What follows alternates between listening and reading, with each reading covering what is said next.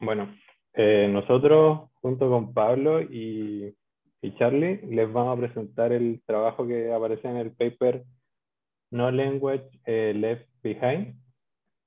Esta es la agenda de la presentación de hoy día y voy a partir con la motivación. Todos alguna vez hemos usado el traductor de Google para buscar cosas o para traducir textos, o cuando hemos viajado y queremos traducir una carta de un restaurante o algo así, se puede usar hasta Google Lens para traducir estas cosas.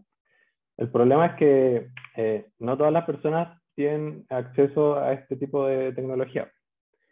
Y esto pasa principalmente porque hay muchos idiomas que no tienen los recursos suficientes de datos para su idioma. Que estos idiomas son los llamados low language, low resource language.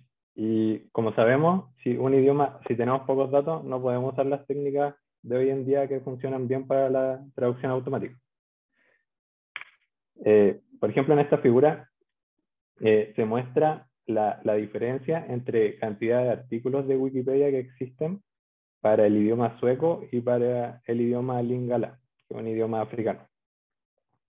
Y se muestra la proporción de personas que hablan este idioma como primera lengua. A pesar de que existen muchas más personas que hablan el idioma lingala, existen muchos más artículos en el idioma sueco.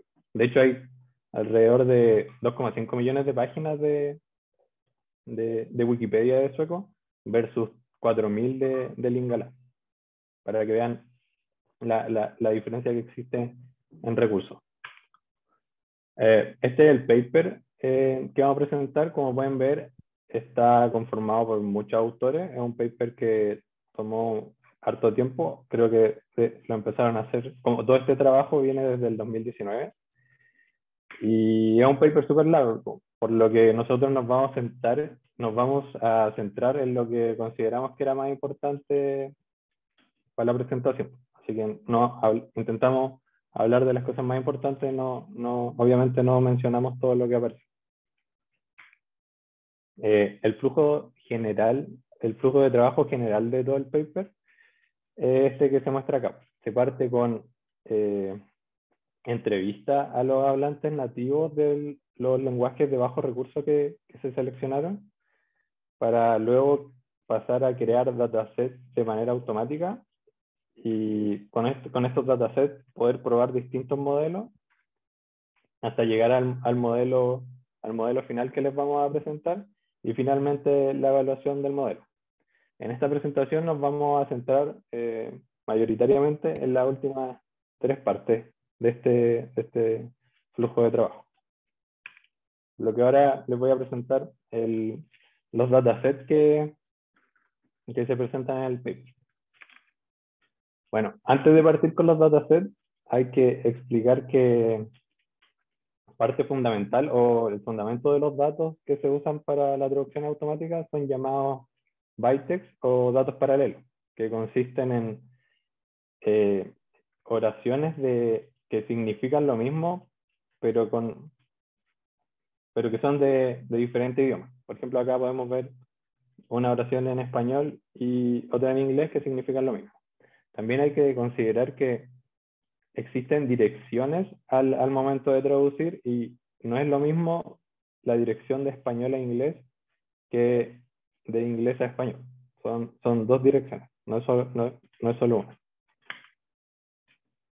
El dataset utilizado en el entrenamiento y evaluación de NLLB 200 está conformado por datos paralelos preexistentes, NLLB-SID, que es un conjunto de datos creado en este trabajo, Bytetext Mining, que también es un conjunto de datos creado en este trabajo, y la evaluación que es el benchmark Flores 200. Los datos paralelos preexistentes, aquí hay una lista de la mayoría del conjunto de datos paralelos preexistentes que utilizaron. La gracia de este trabajo es que tiene un script que está acá abajo, donde uno puede descargar todos estos datasets que fueron con los que entrenaron el modelo NLLB200. Aparte, estos datos preexistentes los utilizaban durante todas las pruebas del entrenamiento de los modelos. Ahora, el problema es que estos datos de acá no consideran los idiomas de bajo recurso a los que está enfocado este modelo. Es por eso que ahí viene la pregunta de qué hacer para estos lenguajes de bajo recurso. Y la respuesta que encontraron en este trabajo fue el dataset NLLB-SIG,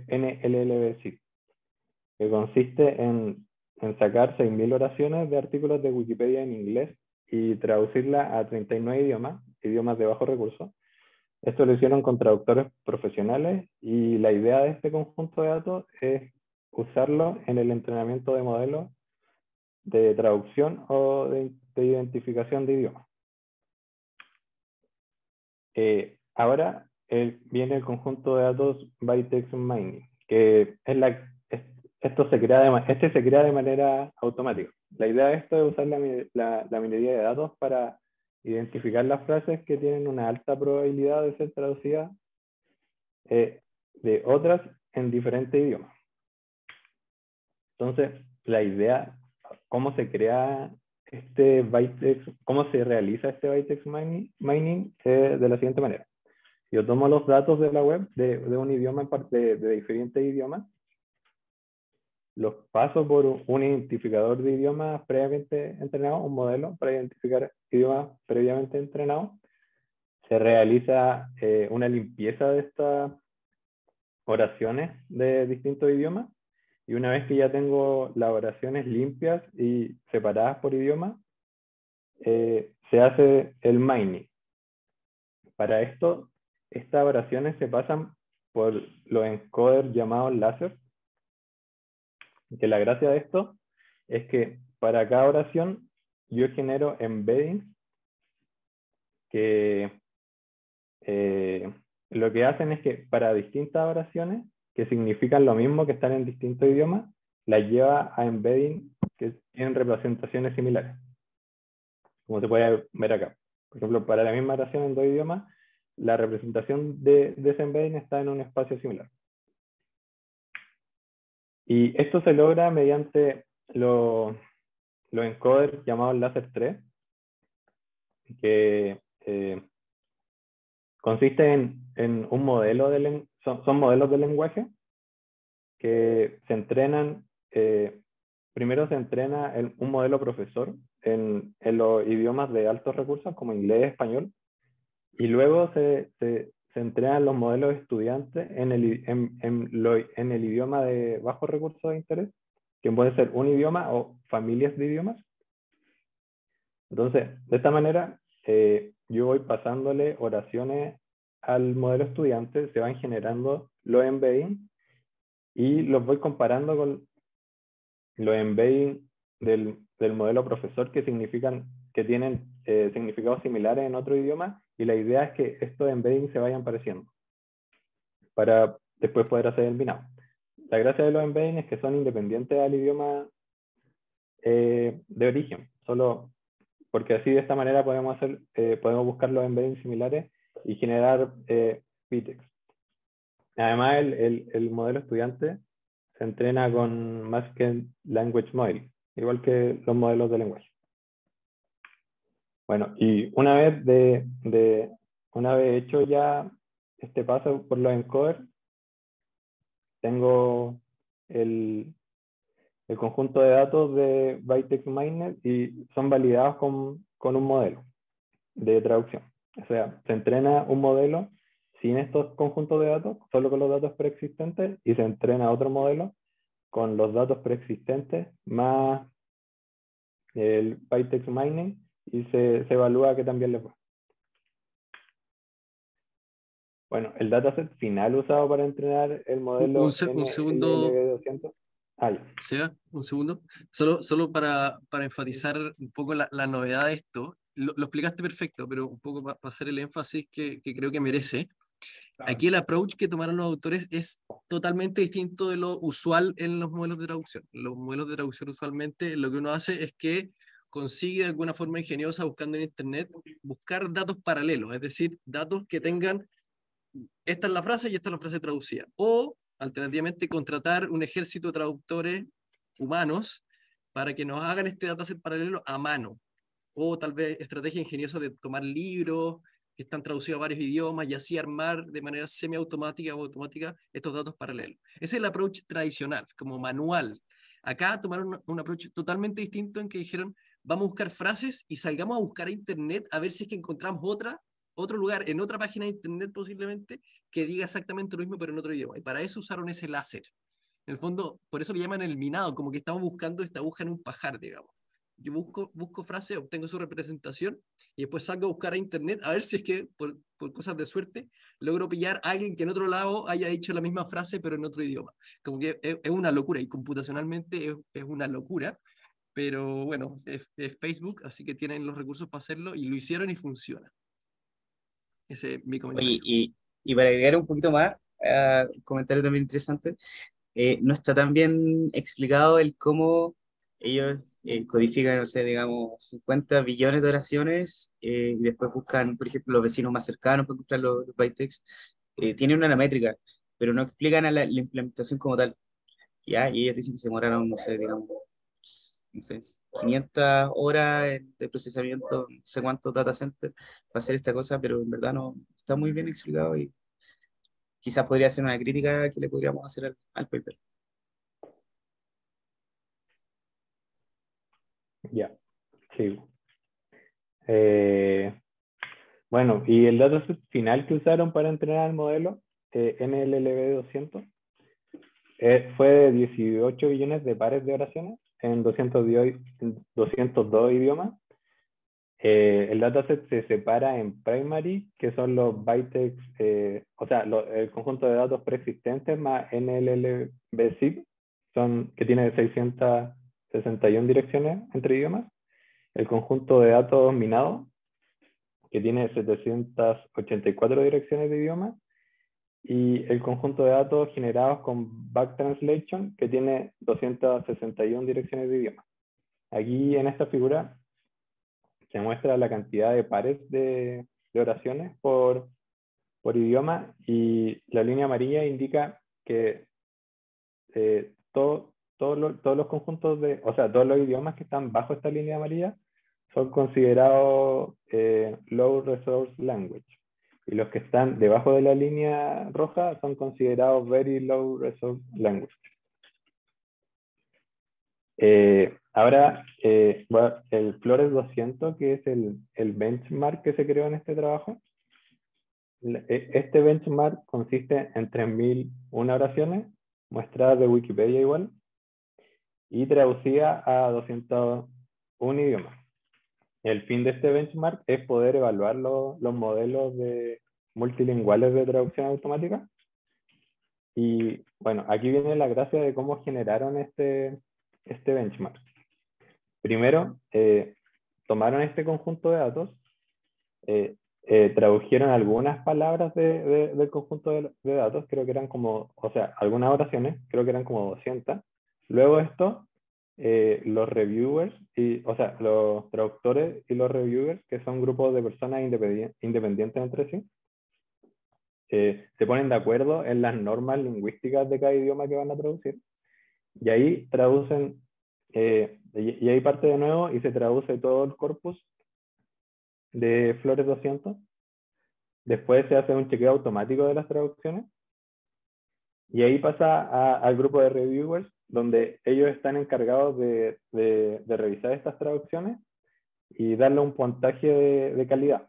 Si este puntaje es mayor al 90%, se considera que para ese idioma la traducción está completa, pero si no, se vuelve a pasar estas traducciones con comentarios a los traductores para volver a repetir el proceso, hasta que todos los idiomas tengan un puntaje mayor al 90%, recién ahí se considera que está completo la traducción del dataset Flores 200. Bueno, ahora viene Pablo, así que dejo de presentar. Ahora sí. Hola, ¿ven mi pantalla, cierto? El mouse, ¿ven? Sí, ya, fantástico.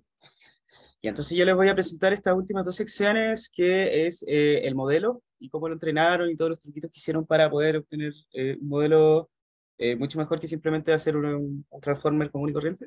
Y por último también les voy a explicar acerca del modelo final, de las versiones destiladas que sacaron ellos y eh, de, bueno, también quizá un poquito el trabajo futuro que se viene, que podría ser interesante nombrar. Entonces, el modelo final que ellos que propusieron es un transformer, una arquitectura de transformer encoder-decoder muy similar a la idea de Attention Result Unit, pero que tiene una pequeña diferencia en esta parte de acá, en que ellos le agregan una mejora a la arquitectura que se llama Mixture of Experts, que en términos prácticos vamos a ver un poquito más adelante, pero es un cambio en la Fully Connected que está después del Self-Attention. Y el modelo final tiene 54.5 billones de parámetros, lo que evidentemente no cae en GPU común y corriente, menos la mía. Entonces, ellos hicieron mucha experimentación antes de llegar al modelo final, mucha, mucha, mucha. Y al decir muchas, estamos diciendo que entrenaron muchos modelos distintos, con muchas configuraciones distintas, y vamos a estar viendo las que les funcionaron bien más adelante. Entonces, algo así ustedes pueden ver en el modelo final. Eh, entonces, está compuesto por un encoder y un decoder.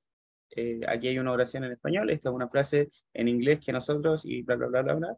Entonces, fíjense que nosotros le pasamos los tokens y además le pasamos el idioma de entrada al encode.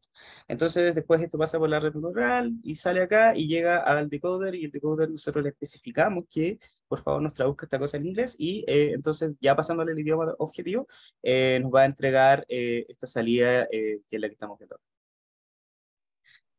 Entonces, como les decía, Pablo, sí, ¿puedo sí, interrumpir un segundo? ¿Podría volver? Aquí hay una cosa importante, ¿eh?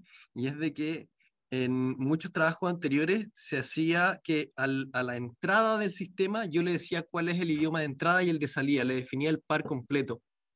Y acá ellos los decidieron separar a propósito, de tal manera que si se fijan, el encoder, que es lo que está abajo, imagínense que el flujo va de abajo hacia arriba en este diagrama. Yo no estoy, de hecho este diagrama lo hice yo no estoy seguro si es que la manera en que le pasan cómo le dicen al modelo cuál es el idioma, pero supongamos por un segundo que es el primer token. Ahí tenemos que mirar la implementación para ver cómo lo hacen, pero para efectos simples asumamos de que es el primer token, que es un indicador de cuál es el idioma. Si se fijan, el encoder solamente está considerando la información de la entrada. Entonces, una vez que yo paso por este encoder transformer, el Mixture of Expert Transformer, una vez que yo lo paso, la salida de ese encoder es una representación que obligatoriamente tiene que ser suficientemente buena para todos los idiomas de destino, como que estamos obligando a que el encoder haga un trabajo como genérico para todos los posibles idiomas, en el fondo que sea compatible con todos los idiomas de salida después.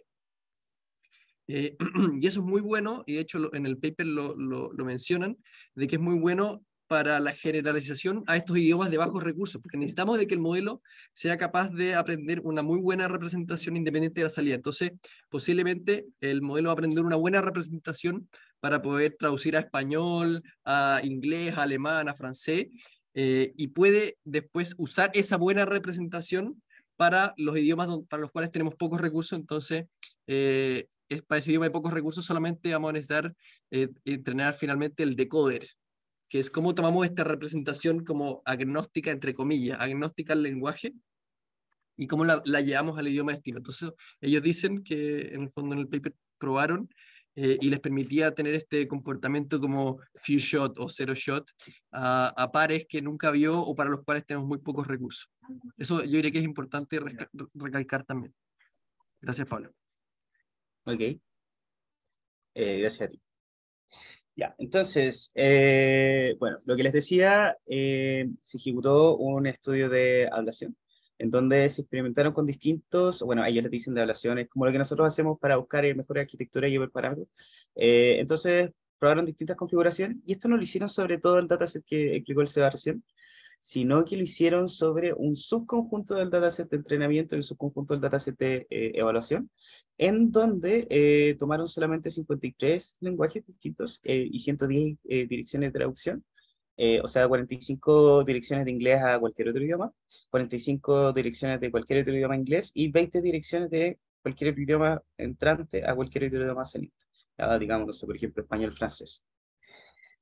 Entonces, con este dataset de benchmark empezaron a experimentar. Y lo que siempre se hace al comenzar a experimentar es generar un baseline en donde nosotros decimos, ya, este es el modelo base y después quiero empezar a mejorar a partir de las distintas configuraciones que puedo modificar. Y este modelo base es básicamente lo que les decía recién, el transformer de Attention is All Good. ¿Ya? O sea, tenemos bueno, tenemos el encoder acá, que está compuesto por varias capas de transformer. Aquí en este caso me parece que eran, bueno, de ahí vamos a ver los detalles, eran en el 24 me parece mucho. Y después tenemos a este otro lado acá también la salida y la misma idea, tenemos estas capas de transformer para el decoder en donde tenemos la tensión y todo el tema. ¿Ya? Entonces aquí están las ecuaciones y aquí un poquito lo que decía Charlie también, fíjense que la ecuación del encoder toma todos los embeddings de entrada o los embeddings contextuales que se van generando entre medio y además toma también el lenguaje de entrada o language source, de ahí viene la S. ¿Ya? Y por otro lado, el decoder toma los estados, bueno, los embeddings que se generó en el decoder, más todos los estados anteriores al token que se estaba prediciendo en ese momento y también el lenguaje del destino. Entonces, ellos comentaban en el paper que justamente antes la mayoría de los trabajos en los dos, tanto en el encoder como en el decoder, ellos pasaban el lenguaje de destino. En cambio ahora, al pasar el lenguaje de origen, está en el camino a lo que decía el Charlie, que es esta idea de aprender una representación que no esté ligada a cierto lenguaje, sino que sea relativamente universal y prácticamente estar aprendiendo a representar el lenguaje independiente del idioma con el cual se esté hablando, ¿ya? Y eso generaliza mejor, también, como había dicho, las situaciones zero shot, en donde no se han visto pares de palabras, por ejemplo, cuando estamos traduciendo, no sé, de malayo a español, no creo que haya ninguna par que haya eh, que se haya producido exclusivamente para entrenar, pero que de todas maneras el modelo va a tener alguna capacidad para poder hacerlo a partir de esta representación universal del lenguaje que habla. Entonces, los pros de esta arquitectura es que estamos ante una transferencia cruzada beneficiosa entre lenguas afines, ¿ya? O sea, ¿qué quiere decir? Que si yo, por ejemplo, tengo pocos datos para el árabe que se habla, por ejemplo, en Siria, pero tengo muchos datos para los árabes que se hablan, no sé, en Marruecos y se parecen relativamente harto, entonces voy a tener esta transferencia de conocimiento de un lado a otro y quizás voy a tener que hacer pequeños ajustes nomás en los datos del árabe que se habla en Siria, ¿ya? Entonces va a haber una transferencia entre los distintos idiomas que puede ser súper beneficiosa. Pero esta misma transferencia puede ser también un contra, ya que se puede aumentar el riesgo de que existan interferencias entre lenguas no relacionadas. ¿Ya? Y en ese mismo caso de los árabes, puedo poner ahora, por ejemplo, y ahí el francés, que es tan masivo, tan grande, puede ser que vaya e interfiera con las traducciones que se generan entre estos otros dos idiomas. Entonces, para poder paliar de alguna manera esta situación, aquí viene esta idea de Mixture of Experts. Y es una Mixture of Experts, es una modificación que se le hace a las capas de Transformer común y corriente, en donde lo que se crea es una gran cantidad de expertos, ¿ya? Entonces veamos este gráfico de acá. Acá tenemos el transformer común y corriente de tenso, en donde, bueno, aquí tenemos la capa de atención, tenemos capas de normalización, skip connection, en fin. Y lo importante aquí, lo que quiero que vean, esta fully connected que está acá. Entonces, esta fully connected básicamente toma cualquier token de entrada y lo procesa y genera una representación de salida. Y esa fully connected, en el caso del transformer común y corriente, se comparte para todos los lenguajes. ¿Ya? O sea, por ahí pasa el inglés, por ahí pasa el español, por ahí pasa los árabes, por ahí pasa eh, el malayo, en fin, pasan todos. Entonces, ¿qué es lo que dijeron ellos? Y aprovechándose de una arquitectura, de esta arquitectura que había salido antes, hace no mucho tiempo, es, bueno, quizás en vez de tener un experto para todo, que sería este que está acá, ¿por qué no tenemos varios expertos separados y dejamos que estas cosas se autoconfiguren para los distintos idiomas? Y además agreguémosle a esta arquitectura la posibilidad de que elija cuáles expertos va a querer usar para poder pasar la información. Y aquí viene entonces esta parte de acá, bueno, toda esta configuración de acá se llama Mixture of Experts. ¿Y por qué? Porque tiene muchos expertos y este gating que está acá es el que elige cuáles son los expertos que van a ser utilizados, ¿ya? Entonces, aquí viendo en temas de fórmula, fíjense que la fully connected básicamente se cambia por otras fully connected, es muy parecido. Estos de acá son fully connected, son estas fully connected chiquititas que están acá, que en verdad no son chicas, sí, son de exactamente el mismo tamaño. Y le estamos agregando, fíjense, mucha capacidad al modelo. Estamos agregando, no sé, pues, si agregamos 64 expertos, van a ser 64 veces esta, pero va a poder elegir cuáles van a poder ser ejecutados. ¿Y cómo se elige? Una operación muy sencilla, de hecho es relativamente similar a lo que se hace también en atención. Hay una softmax con una matriz de parámetros y esto lo multiplica por cada uno de los tokens de entrada. Entonces, la idea de esto es que esta softmax de acá produce una distribución de probabilidad y esta distribución de probabilidad después tomamos solamente los K más altos. ¿Ya? ¿Qué quiere decir? Que, por ejemplo, para cada uno de los expertos, digamos, no sé, el experto 2 y 3 tuvieron probabilidad, no sé, 70, 25, y entonces nos quedamos con esos dos expertos y todo el resto de los expertos los apagamos. Entonces aquí tendríamos que la información, para ese caso que les estaba explicando recién, va a pasar por el experto 2 y por el experto 3, y todos los otros expertos no se van a activar. ¿Ya? Bueno, y esto es básicamente estas fórmulas que aparecen aquí.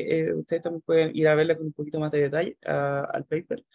Y bueno, una cosa también que es interesante nombrar es que puede pasar también que los expertos se sobreespecialicen y hayan muy pocos expertos que tengan toda la información y se concentren y los otros expertos queden un poquito desocupados.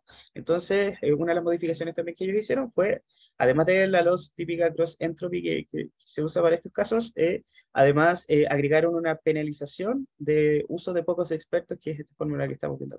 O sea, en términos prácticos, digamos, el 0,1%, o sea, el 0,1 de la loss, porque al final ponderan 0,9 electrocentros y 0,1 esta parte. El 0,1 indica que ojalá se usen todos los expertos de forma más o menos uniforme. ¿Ya? Entonces se tratan de optimizar estos dos objetivos al mismo tiempo. Entonces, Pablo, sí, sí, ¿te dale, puedo hacer dale. una pregunta? Ah, no, voy a seguir hablando de Visual Effects. Es que tenía dudas de matemáticas, pero si voy a seguir hablando del mismo tema, quizás la cubráis en ese después. Ya sí, veámosla un poquito más al final. Ya, obvio, sí. Ya, ok. Entonces, los pros de esto es que agregar expertos puede ayudar a los lenguajes de bajos recursos porque los expertos ahora eh, se van a poder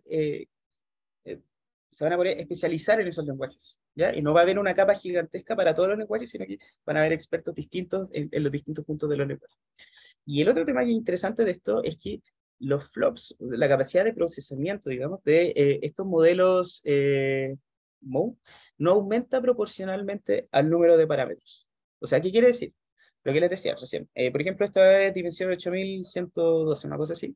Y cada uno de estos va a tener dimensión 8112. Pero si nosotros elegimos solamente los dos mejores, lo que vamos a estar haciendo es pasar solamente por dos capas, estos 2000, o sea, básicamente por 16.000 y tantos parámetros, la información, en vez de estar pasándola por los 64 expertos que tenemos en total. Entonces, eso hace que no ocupemos toda la capacidad que nosotros le agregamos, o sea, le damos más capacidad al modelo, pero al mismo tiempo hacemos que no se ocupe toda la capacidad, sino que se ocupe solamente los expertos especializados en esos puntos que se supone que deberían pasar la información. ¿Ya? Entonces, detalles de los modelos entrenados y bueno, aquí contarles un poquito que este estudio de evaluación, como les contaba, siempre elige un baseline y después compara ese baseline con las mejoras que les están agregando. Entonces, siempre dentro del paper eran súper ordenados en este sentido de la experimentación. Ellos contaban la mejora que querían hacer, después contaban cuál era el setup del experimento, las configuraciones, los modelos que iban a entrenar, en fin, y de ahí comentaban los resultados. De hecho, antes de todo esto había como una sección de trabajo relacionado para cada una de las técnicas. Sí, como les decía, Seba, el trabajo es un tremendo trabajo, súper completo. eh, y yo, si se quieren, échenle un vistacito porque yo creo que está bastante bueno. Y muy buena metodología experimental también. ¿Ya? Entonces, ahora solamente les voy a explicar cómo es la configuración para este experimento en donde se comparaban estas capas densas con respecto estas capas Mixture of Experts. Y más adelante las configuraciones van a ser más o menos similares, así que no las voy a explicar, sino que asumimos nomás que le pusieron ciertas cosas aquí. Y no, estamos comprando ciertas cosas. Ya, entonces, ¿cuáles son los modelos entrenados? Por un lado tenemos el modelo denso y por otro lado tenemos el modelo Mixture of Experts. Los dos tienen 24 capas de encoder y decoder, ¿ya? O sea, 24 capas en encoder, 24 capas en decoder, y también todos tienen 16 cabezales de denso. Entonces, la dimensión de los modelos es 1024, y además tenemos unas capas Mixture of Experts, cada dos capas de transformer, ¿ya? O sea, en el modelo Mixture of Experts lo que tenemos es que tenemos una capa de transformer normal y además alternadamente vamos poniendo estas capas Mixture of Experts que son las que estamos viendo. No se ponen todas las capas, sino que se ponen de forma alternada cada cierta cantidad de capas, ¿ya? Estos tienen 64 expertos y nos quedamos solamente, en todas las pasadas por estas capas Mixture of Experts, nos quedamos solamente con los dos mejores expertos o los dos expertos más especializados en la información que está llegando. Entonces, el entrenamiento que hicieron fue de 100.000 actualizaciones con 1 millón de tokens por actualización. O sea, estamos hablando de algo igual. Facebook quizás no más tiene las capacidades para poder hacer, no, quizás no nosotros, ojalá en este momento, pero más adelante sí. Ya, ok, entonces las comparaciones por lo general son de esta manera. Esto es lo que les hablaba, que vamos a estar viendo resultados de aquí en adelante. Tenemos siempre estas agrupaciones de direcciones de lenguaje, en donde ellos toman todas las direcciones de inglés a todos los otros lenguajes y promedian los resultados. Por otro lado, tenemos los resultados de todos los lenguajes al inglés y también lo mismo, promedian los resultados. Y por último, tenemos de cualquier lenguaje que no sea inglés a cualquier otro lenguaje que no sea inglés y también lo mismo aquí, solamente se promedian los resultados. Y además esta tabla se digrega un poquito más, es un poquito más específica porque muestra cómo le va a los lenguajes de altos recursos, ¿ya? Los lenguajes que tienen más de 1 millón de oraciones, los lenguajes de bajos recursos, los que tienen menos de 1 millón de oraciones, y los lenguajes muy bajos recursos, que son los lenguajes que tienen menos de 100.000 oraciones. Entonces, ¿qué es lo que nos muestra esta tabla? Aquí tenemos estos dos modelos, tenemos el denso y tenemos el Mixture of Experts, y tenemos esta tablita de deltas acá, que yo creo que es lo más fácil de ver, en donde nos muestra cómo mejora en cada una de los puntos, ¿ya? Entonces, por ejemplo, para el bajo, o sea, alto y bajo recursos mejoró, en cambio, para el lenguaje de bajos recursos empeoró un poquito, ¿ya? Cosa que obviamente ellos no quieren, sino que todo lo contrario. Y en el caso de la dirección de cualquier lenguaje en inglés, aquí mejoraron prácticamente todos los puntajes. Y también en esta dirección cualquiera de la otra. ¿Ya? En general, lo que podemos hacer, si no nos interesa tanto ver los detalles más concretos, podemos ver simplemente estos puntajes que están acá. Y este sería más 1,3 en promedio, y en este otro de acá, para estas direcciones, más 1,5 en promedio. En general, ¿lograron mejorar los puntajes? Sí. ¿Cuál es la métrica de evaluación? A todo esto que no se las he contado, es una métrica llamada char-f++, no sé cómo será la pronunciación original de esta cosa, pero es muy parecida a lo que hacía la métrica Bleu, que en términos prácticos compara la calidad de las traducciones en base a n-gramas y hacen varias operaciones entre medio para compararlas como muy detalladamente, ¿ya? Y esta modificación de acá permite comparar idiomas que están fuera de lo que nosotros creemos convencional, como por ejemplo que no tengan espacio bueno, principalmente es eso que no tienen espacio, ¿ya? Entonces, mientras más alto el puntaje, mejor es la evaluación. Entonces dijeron, bueno, hagamos lo que hacemos siempre en las redes neuronales y agreguémosle dropout. Entonces le agregaron un dropout de 0,1, también un poquito más adelante de 0,3, y lo que encontraron es que el dropout también incrementaba mucho más el puntaje, ¿ya? Entonces, combinando estas dos cosas, ya empezaron a mejorar mucho más los puntajes, y esto es bastante simpático porque recién este es el inicio de la experimentación y después siguen agregando más. Ya, entonces, uno de los grandes problemas que tiene este Mixture of Experts es que los lenguajes de bajos recursos, como tienen expertos especializados en sí mismos, tienden a overfitearse muy rápido, ¿ya? Entonces, para esto veamos estos gráficos que estamos viendo aquí, que evalúan una métrica llamada Perplexity, pero si ustedes quieren pueden simplemente pensar que es algo similar a la luz del conjunto de evaluación. Entonces, ¿qué es lo que estamos mostrando aquí?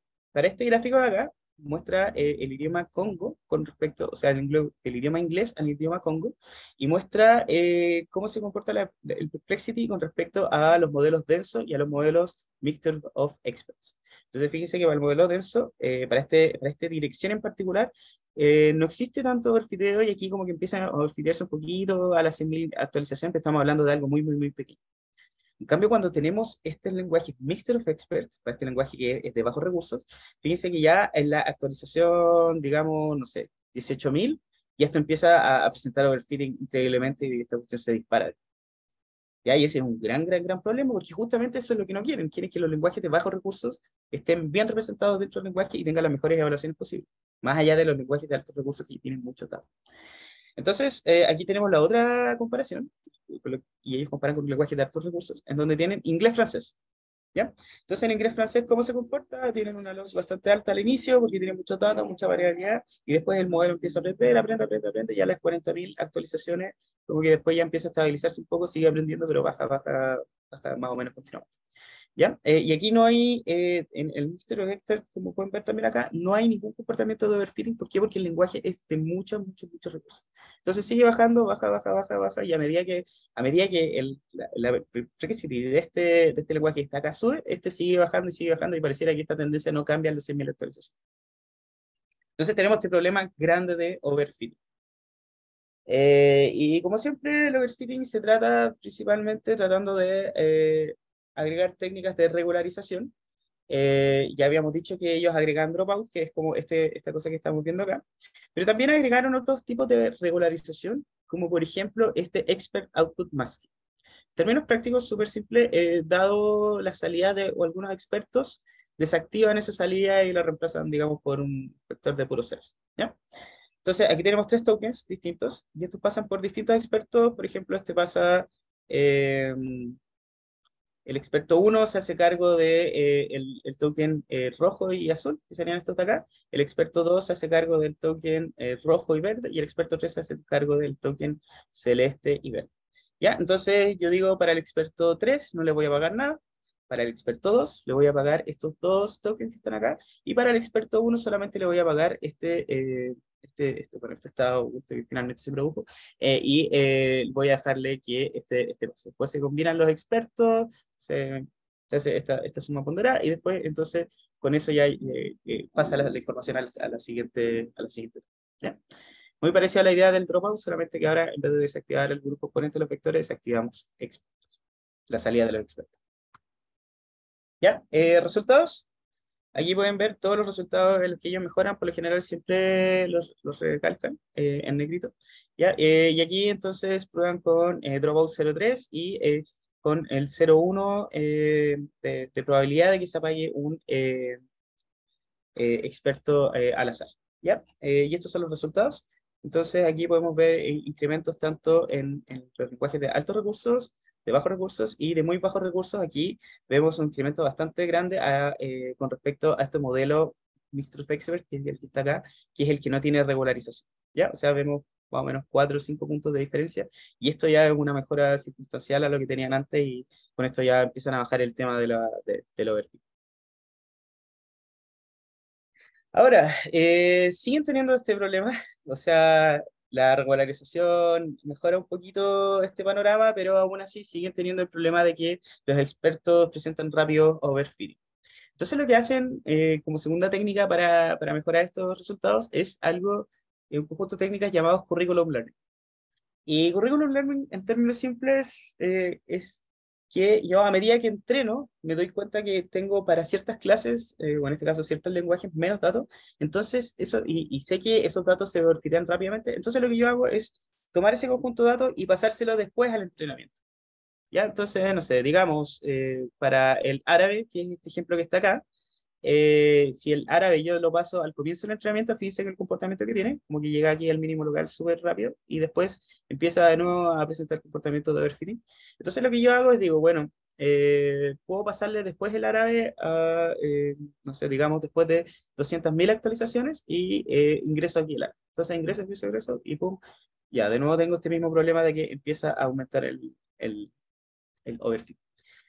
Entonces lo que hicieron ellos fue dividir en varios tipos en verdad, en 4 buckets. Ellos le llaman buckets de lenguajes, en donde miden más o menos cuándo empiezan a presentar overfitting estos lenguajes, y después ingresan de forma inteligente, de esta forma ordenada que les contaba, ingresan estos lenguajes al entrenamiento. ¿Ya? Entonces, en este caso de acá, el árabe, como este par árabe-inglés tiene tan pocos datos, ingresan recién al final a los 300.000 actualizaciones. O sea, estamos hablando ya que el modelo, por ejemplo, para el inglés, por fin ya había entendido todo el inglés, y ya después de eso recién acá ingresan el árabe, y fíjense que aquí ya no se presenta ningún comportamiento de overfitting, como que la curva baja, baja, baja, baja un poco, y después ya no sube más. ¿Ya? Y toda esta coordinación la hacen en base a esta idea de currículum. ¿Ya? Aquí pueden ver, por ejemplo, pares de traducción inglés-ruso, en donde es muy, muy, muy elevado, y estos se ingresan desde el comienzo todos. ¿Ya? Y al mismo caso para el caso de pares de inglés, este idioma que lamentablemente no sé cuál es ahora. Ya, esto, ¿qué es lo que obtuvo? Fíjense que estos resultados son bien interesantes porque para el caso de los High Resource Languages, o para los casos de los lenguajes que tienen muchos recursos, aquí no se obtuvo ninguna mejora. Y esto tiene sentido que no se obtenga ninguna mejora. ¿Por qué? Porque los lenguajes de altos recursos se ingresan al inicio del entrenamiento. ¿Ya? Entonces, aquí no hay ningún cambio con respecto al modelo el modelo original. En donde sí hay cambios es en el modelo o sea, digo, en los lenguajes de bajo y muy bajos recursos, que son estos dos que estoy señalando aquí con el puntero. Ya, aquí se puede ver que hay un incremento en los puntajes de evaluación, y eso es efectivamente bueno para lo que ellos están buscando, ya que estos que tienen menos recursos ya no se están overfiteando tan rápido, o derechamente ya no existe este comportamiento de overfit. Eso es súper, súper bueno. Ya, y la última técnica que les voy a contar es acerca del Data Augmentation por Back Translation. ¿Ya? Y si recordamos este gráfico que les mostró el Seba en algún momento, en donde decía que habían como 600 billones de pares de datos, en verdad no sé específicamente cuánto era, no me acuerdo, mira. Y habían tres ítems. Estaba el primario, que este se componía de los datasets primarios, en donde estaban todos bien traducidos por gente, y era recopilación de distintas tasks que estaban en internet, en fin. Después teníamos el minado, que era un poquito más de baja calidad, que se generaba automáticamente. Y después habíamos hablado uno de Back Translation, que decía ahí el spoiler, vamos a explicarlo más adelante. ¿Y qué es Back Translation? ¿Ya? Es una tarea que permite producir corpus de bitext de forma automatizada y ruidosa. ¿Y haciendo qué? Entrenando o usando traductores que nosotros sabemos que funcionan relativamente bien, relativamente mal, y con eso entonces vamos pasando pares de texto que nunca se habían visto antes, los pasamos por la traducción, por el traductor, y después los generamos un dataset automatizado. ¿Ya? O sea, básicamente nos ayudamos del conocimiento previo de modelos, por ejemplo, un modelo de traducción neuronal con 1,3 millones de parámetros, o de modelos estadísticos de traducción como Moses, para generar corpus nuevos a partir de los datos monolingües, bueno, de un lenguaje que son los que nosotros tenemos en abundancia antes de generar todos los corpus. ¿Ya? Entonces, generamos datos masivos a partir de esto, y bueno, alguien me podría decir, ya es cierto, son datos ruidosos, probablemente la calidad de las traducciones son pésimas, son malas, imaginemos cómo traducía Google Translate antes, pero lo interesante de esto es que aún así, esta técnica, ruidosa y todo lo que ustedes quieran, igual ayuda a subir los puntajes. ¿Ya? Entonces, este gráfico está un poquito, tiene harta información. Veamos solamente este caso de acá. Todos los pares de traducción de cualquier idioma al inglés. ¿Ya? Entonces, aquí el color de la barra indica la fuente de los idiomas. En este caso, este es el idioma primario. Este es el idioma primario más los datos minados que o sea, se generaron usando láser. Y estos son las barras verdes, son los datos primarios, los que se minaron y los generados por Back Translation. Entonces, y bueno, y está el puntaje de evaluación. Entonces, los datos de altos recursos, fíjense que para el caso de Back Translation esto no ayuda absolutamente nada. ¿Ya? O sea, básicamente es más o menos lo mismo que estamos aquí, pues podemos asumir que quizás si hay una pequeña diferencia, simplemente. Lo interesante es, para los lenguajes de bajo y muy bajos recursos, miren cómo aumenta la calidad o sea, aumenta la evaluación de la traducción. Fíjense que con Back Translation, bueno, con los datos minados ya aumenta tanto, pero con Back Translation ya esto como que sigue subiendo, incluso con todo este tema de que sean datos de baja calidad. ¿Ya? Y para el caso de los very, very low, también suben bastante. ¿Ya? O sea, tenemos que, de todas maneras, ganamos cierto porcentaje de mejora con respecto a estos lenguajes de bajo recursos. Y esto se puede ver también en esta parte de acá. Aquí fíjense que aquí sube un poco la barra, no mucho, y aquí también. Y de nuevo lo mismo, el mismo comportamiento, los high resource languages no son. Y por último, en esta parte de acá, en cualquier dirección, a cualquier dirección que no sea en inglés, aquí también sube un poquito, pero tampoco es tanto la diferencia. Ya, entonces aquí también, en términos prácticos, logramos un incremento de puntajes. Ya, entonces, ahora, bueno, les comentaba recién también que el paper es muy interesante porque no solamente habla de las técnicas que sí le funcionaron, que es como comúnmente lo que pasa en todos los papers, sino que además habla también de otras técnicas que no le funcionaron o que relativamente no incrementaron tanto los puntajes como estas técnicas que vimos antes. ¿Ya? Algunas cosas que probaron este conditional mode routing, otro mecanismo de regularización, en donde además de los gating que ya teníamos de los expertos, tienen como un experto grande supermasivo y tienen bueno, digamos que ahora la red va a tener la opción de elegir este experto grande supermasivo o elegir alguno de los expertos más chiquititos y irse por cualquiera de estos dos caminos. ¿Ya? Entonces, para el lenguaje de altos recursos, yo me imagino que siempre se iba a elegir el supermasivo y para los de bajos recursos se iba a elegir lo menos masivo y eso también podía ayudar a mejorar los puntajes. Final Output Masking, que es más o menos la misma regularización que vimos antes, solamente que en vez de apagar una sección poder apagar selectivamente secciones del experto, se apaga un experto completo. ¿Ya? O sea, se desactiva todo el experto y se sale todos los resultados. ¿Ya? Esa no funciona también. Y la otra es que además hacían un entrenamiento autosuperizado. No me acuerdo si era esa la traducción de esta cosa. Pero en términos prácticos lo que hacen es Language Model. ¿Ya? O sea, toman el, este modelo Mixture of Experts y antes de pasarle datos en distintos idiomas, lo que hacen es entrenar un modelo de lenguaje usando una tarea que se llama Language Causal Inference. Me parece mucho que era eso. Que en términos prácticos me parecía a, o bueno, digámoslo así, de cierta manera, es como, dada una oración, yo voy a tratar de predecir la siguiente palabra y tratar como, de alguna manera, de la palabra, de la oración de entrada, tratar de producir exactamente la misma oración en la salida. ¿Ya? Y eso, ellos estimaban que iba a también permitirles aprender harto modelo de lenguaje, o sea, aprender el lenguaje que estaban tratando de modelar, y les funcionó, pero bien que Factors Language les funcionó mucho mejor que esto, entonces se quedaron con esto. ¿Ya? ¿Por qué? Porque esto es caro de entrenar, o sea, estamos hablando que primero tienen que entrenar, pasarle todos los datos de, de entrenamiento y monolingües el modelo y después tienen que recién entrenar el modelo de entrenamiento y eso obviamente computacionalmente muy caro. ¿Ya? Y otras cosas interesantes también que nombrar en el paper es la interpretación de las actividades de los expertos según la capa. Y ahí tiene unos gráficos súper simpáticos en donde muestran cómo expertos se especializan en ciertas familias de lenguaje. Entonces, por ejemplo, era como una matriz de correlaciones y había cierta sección de los lenguajes basados en árabe, donde habían expertos que se activaban para esos lenguajes y más abajo habían otros expertos que se activaban, no sé, digamos, los idiomas polinésicos, en fin, ¿ya? Pero se veían comportamientos de especialización para las distintas familias de los negocios. Y el último estudio también que hicieron interesante es el impacto de los datos según su fuente, ¿ya? Y no es lo mismo, lo que les contaba antes, no es lo mismo los datos primarios que los de bitexto que los datos generados por Back Translation, que son muy ruidosos. Entonces, estos vieron en términos prácticos que aportaban mucha más información y de mucha mejor calidad, o sea, aumentaban mucho más los puntajes proporcionalmente a los datos de bitexto y mucho más que los datos de Back Translation, ¿ya? Eso también estuvo bien interesante.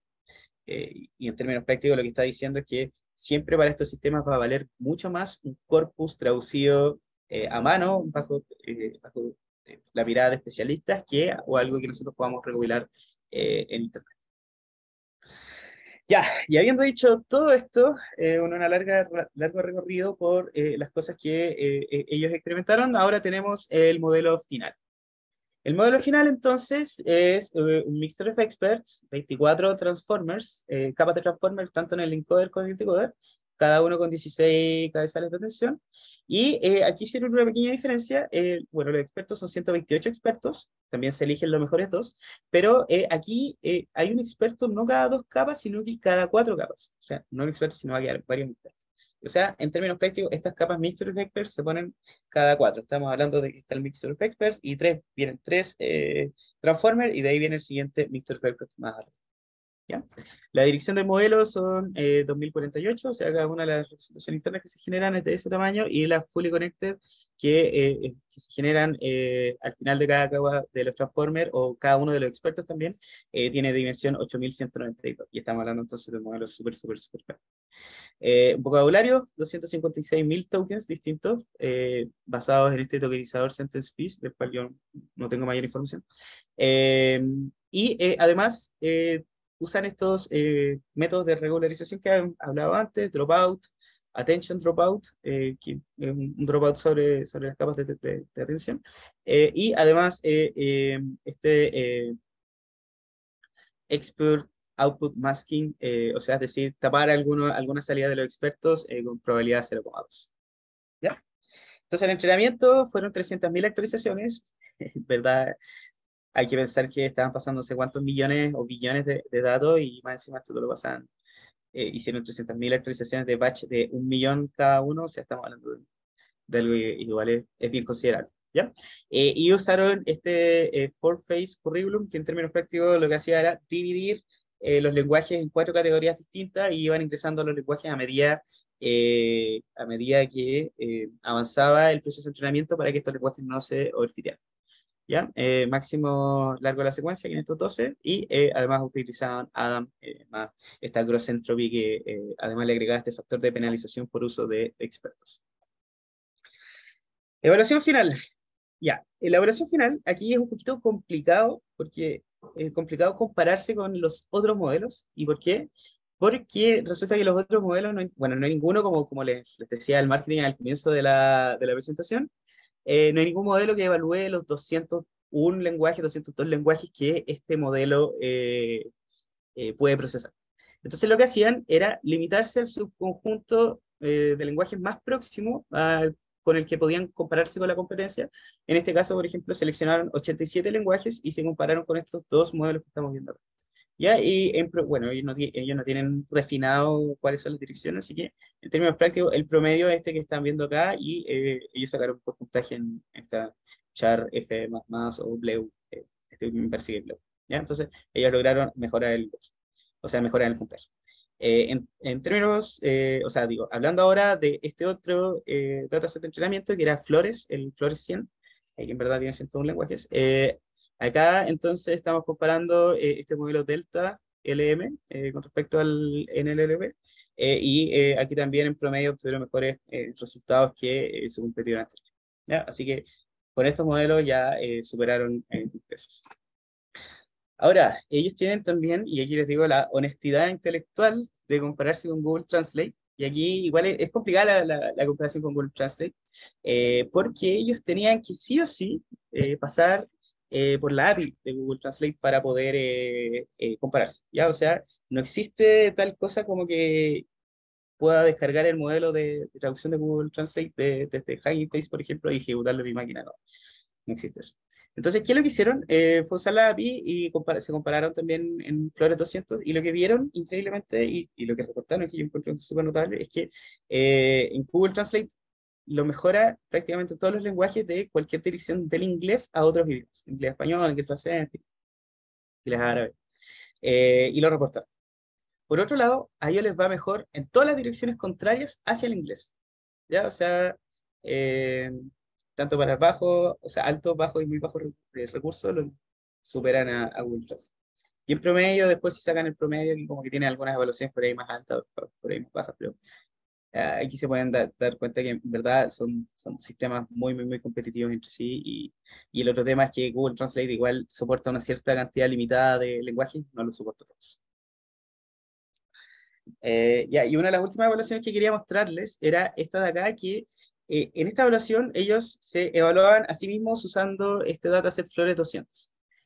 Y lo interesante de esto es que mostraban las comparaciones entre las traducciones bilingües, o sea, digo, los modelos bilingües, los multilingües, y los multilingües con Mixed Experts. ¿Ya? Este es el denso y este es el Mixed.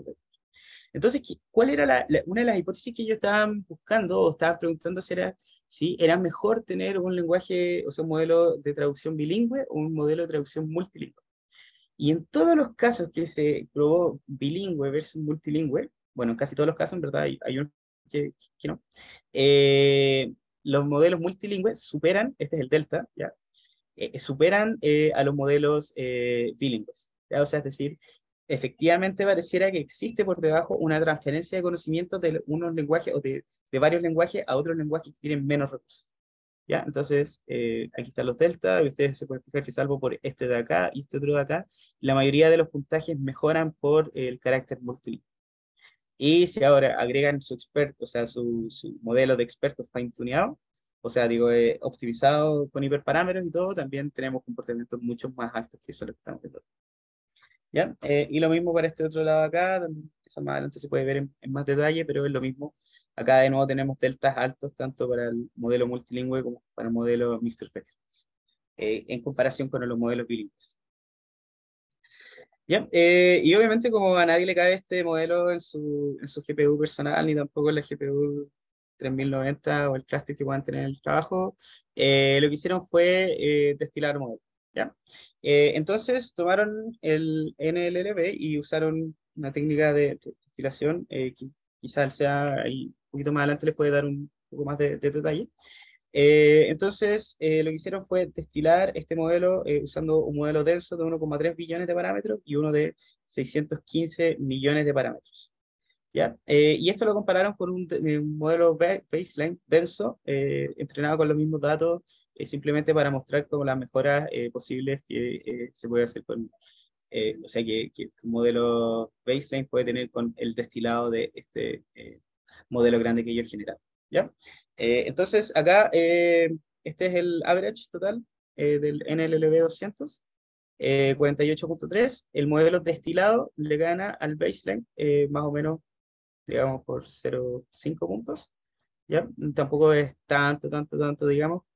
Y por último, acá, en esta parte de acá, el modelo destilado de 615 millones le gana aquí por 0,3 puntos. O sea, tampoco es tanto. Y aquí alguien que puede decir, bueno, quizás tampoco ganamos tanto después de hacer toda esta experimentación. Bueno, no ganaron, ¿verdad? No ganaron tanto después de hacer toda esta experimentación y, claro, puede ser que sí, puede ser que sí, puede ser que no. Quizás hay que ver más al fino detalle aquí en los modelos de bajos recursos, porque aquí sí existen diferencias más grandes que entrenar solamente modelos densos sin ninguna otra tipo de mejora.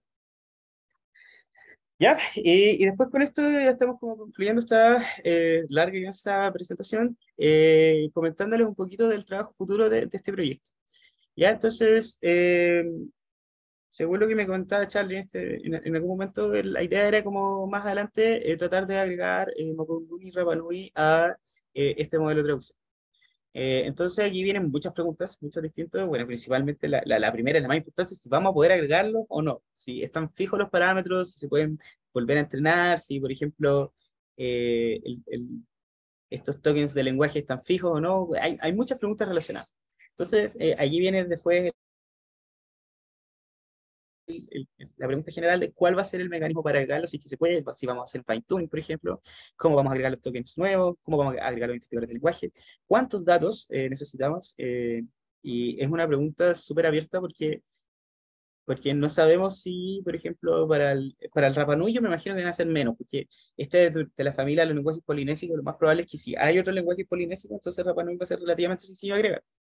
Pero para el caso de Mapudungun, que es una lengua aislada, que no tiene, que en términos prácticos nos está diciendo que no tiene otras lenguas relacionadas entre sí, quizás vamos a tener que tener muchos más datos para que haga un buen esfuerzo de traducción. ¿Ya? ¿Qué otras cosas? ¿Qué capacidad de procesamiento también vamos a necesitar para esto? Porque les contaba que es un modelo súper grande y afectará también este fine tuning al otro idioma y, bueno, todas las otras preguntas que también a ustedes se les puede ocurrir la presentación. Y con eso entonces ya terminamos la presentación y ya me quedan más tiempo. Así que ahora yo creo que viene como, supongo, la sección de preguntas por si tienen como dudas con respecto a este tremendo trabajo que se mandó Facebook. O Meta.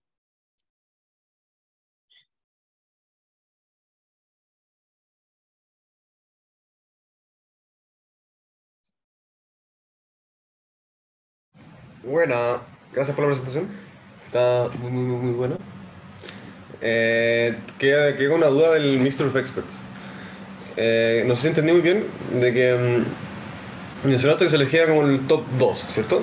Y que una de las ventajas que tenía eso es que al momento de pasar por la en red evitáis usar los chorro mil parámetros porque no, en verdad estáis usando solo dos fully connected en vez de todas, ¿cierto? Algo así.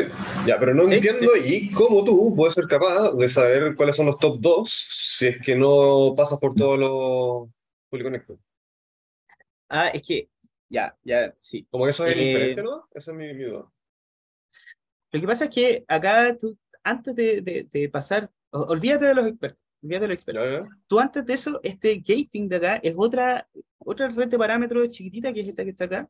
Y esta es una matriz de parámetros que tú la multiplicas por cada uno de los tokens. Ujú, ujú. ¿Ya? Entonces, después tú lo pasas aquí. Ya entendí. Claro, aquí este Ya te entendí, ya produce entendí. ya, vale, ya. Te Sí, produce entonces, bueno, bueno, bueno. ya, ok. Ya no sé Gracias. si lo explico para el resto. Bueno, ya, sí, sí. Ya, ok. Ya, bueno, y aquí después piensen como en la tensión. Básicamente lo que se produce aquí es un vector grande, básicamente con un valor para cada uno de los expertos que están acá. Y este softmax que está acá da la probabilidad de que pase por cada uno de los expertos.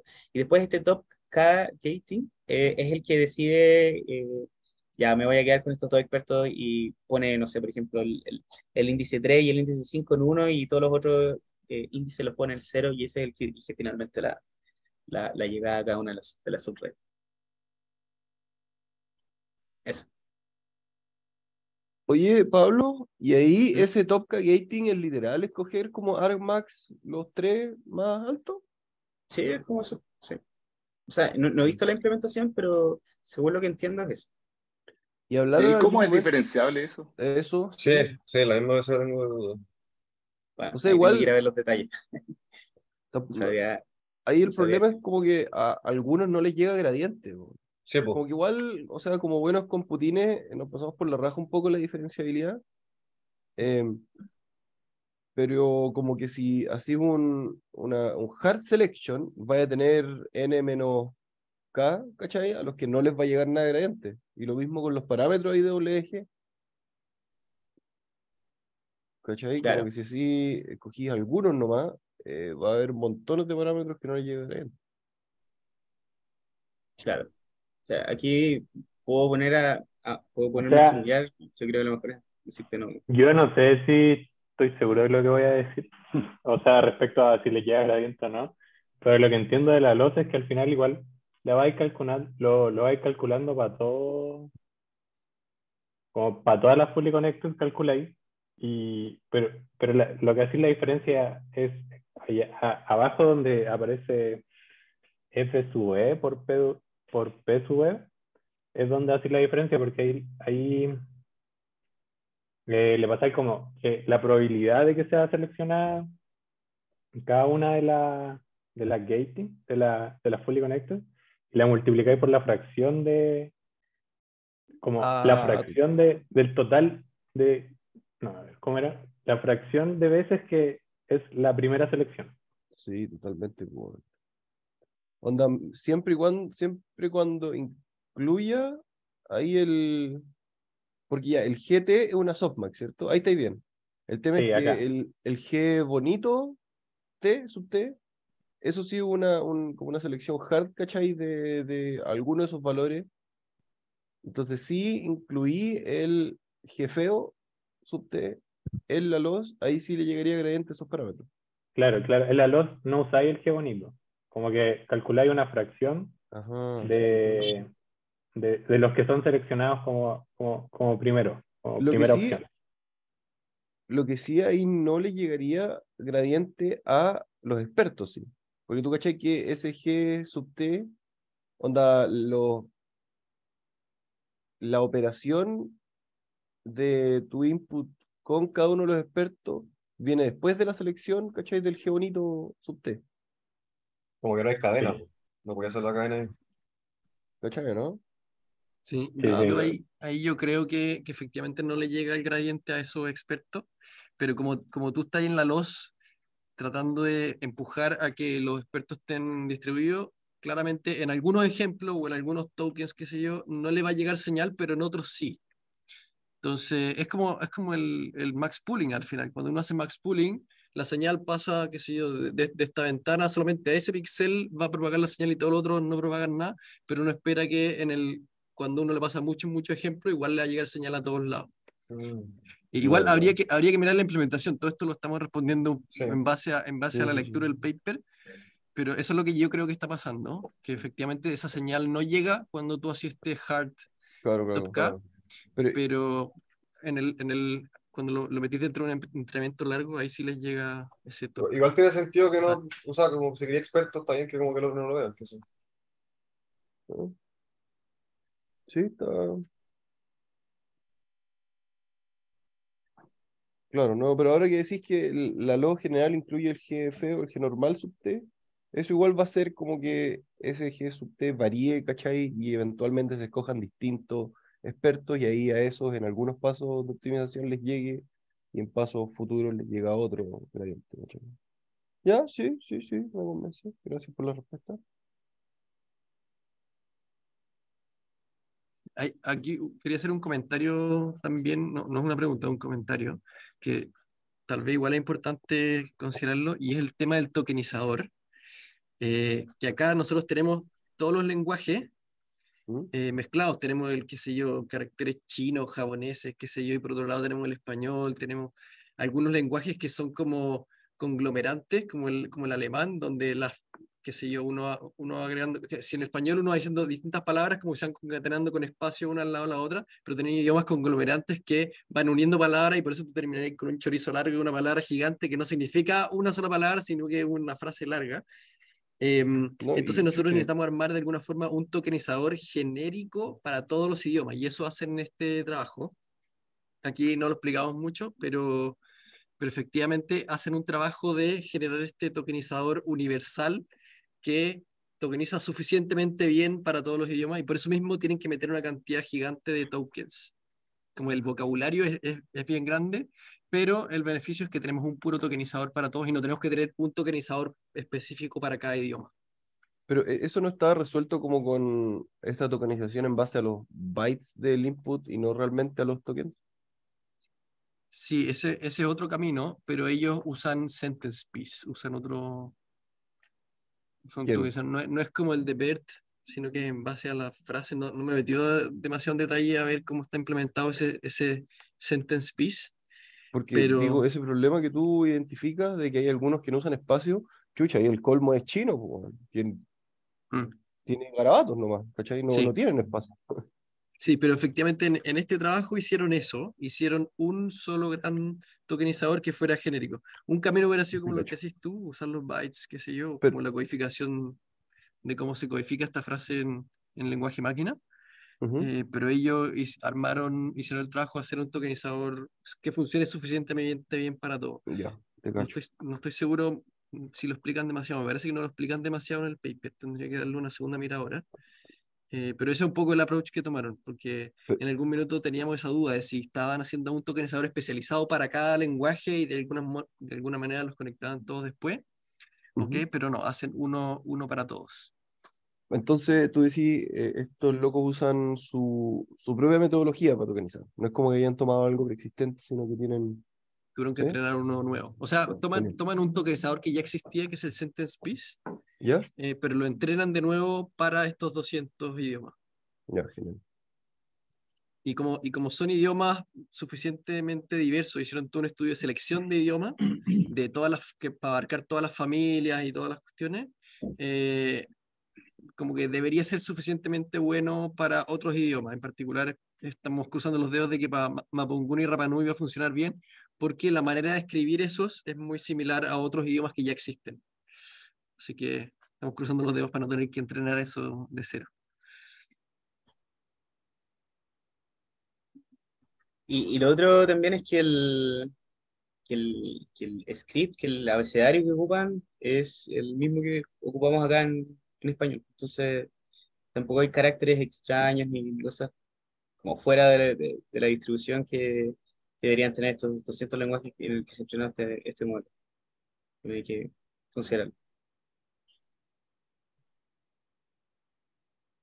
Oye, Seba y Pablo, ¿y pudieron darle una vista al código? Dado los pasos futuros que mencionaron. Ya, eso yo estoy tratando de experimentar un poquito. Puedo bajar esta cosa en Transformer, puede pasar algunas oraciones, traduce relativamente bien. Igual el objetivo quizás no era tanto como tener un tan excelente buen modelo de traducción en español, qué sé yo, aunque igual funciona de todas maneras súper bien. Eh, Ahora, más allá, ir a como tratar de hacer fine tuning o algo de ese estilo, no puedo hacer y no lo voy a hacer porque igual tenía que entender varias cosas de estas cosas que vimos hoy día. Y el otro tema es que eh, la implementación de esta capa Mixer of Experts y la implementación de todo este sistema grande que hoy día les presentamos está en una librería que Meta construyó que se llama FairSec, que en términos prácticos agrupa todos sus trabajos y agrupa todo el código de esos trabajos allí en un solo repositorio.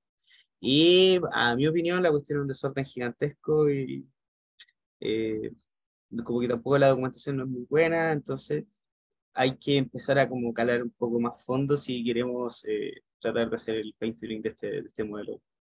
Bien, ¿ya? Y de hecho me metí al código, estaba buscando, busqué varias partes, por ejemplo, el language identificator que se usa en esta etapa de acá, lo intenté buscar y me recorrí, no sé, digamos, 40 archivos y no lo pude encontrar. Y como buscar referencia, referencia, referencia y no encontré nada. Entonces, uno de los desafíos técnicos grandes va a ser entender cómo usar este código, entender si este código permite hacer fine-tuning, permite agregar nuevos lenguajes y ver cómo lo hacemos. Eh, Porque no se viene tan fácil como se. Puta que lata. Quizás usar también la interfaz de Transformers, ¿no? En una de esas, con esa interfaz sale mucho más sencillo que tratar de implementarlo de la otra manera. O en una de Sí, esas no se puede tampoco, no sé. Claro.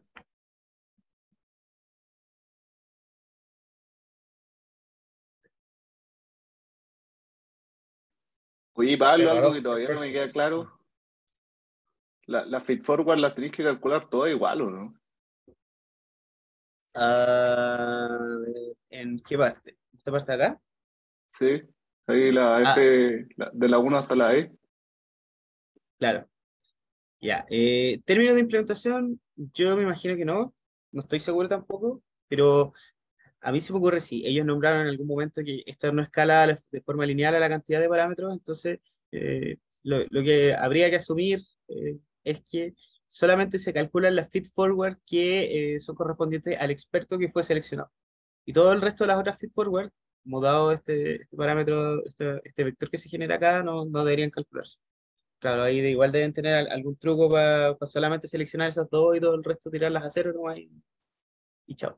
Claro, claro, como que eso no cacho como. Ya, pero felo. Claro, sorry por no poder darte más detalles de la implementación. Quizás debería haber otro temático de cómo implementar esta cosa.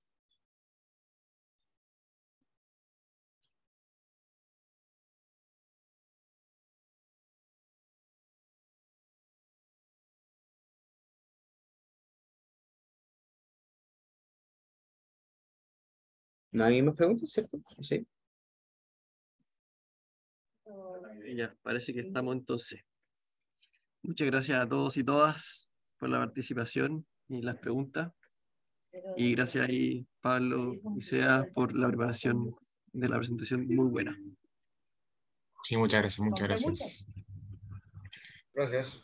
Gracias. Bueno, Gracias. Éxito chicos. en su proyecto. Gracias. Para que salga Gracias. bien. Bye bye. Ok, nos vemos.